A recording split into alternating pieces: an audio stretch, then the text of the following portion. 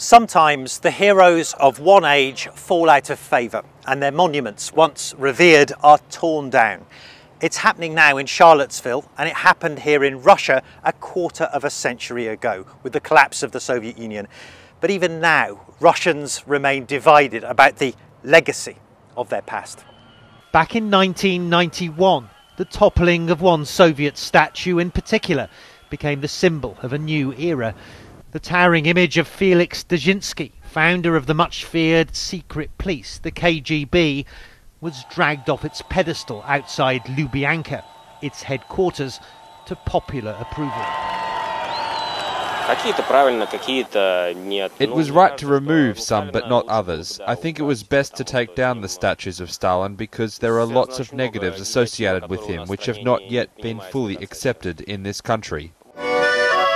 In the pro-democracy fervour that briefly gripped post-Soviet Russia, other icons were toppled too.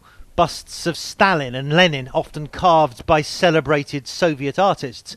Many were placed here, creating an historical sculpture park in the centre of Moscow. For some, a place of nostalgia. These statues never bothered me. This is my life. I grew up with it. It's my childhood, and I wouldn't be worried if they were returned. It's history, and you can never forget history. But that history and its monuments remains controversial across the former Soviet Union, with some now independent states, most recently Ukraine, moving to erase what many there see as reminders of past oppression. In the Baltics too, now EU and NATO members, views towards Soviet-era statues have hardened.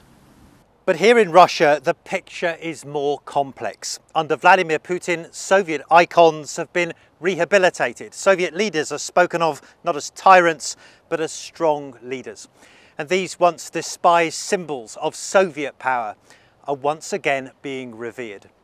Matthew Chance, CNN Moscow.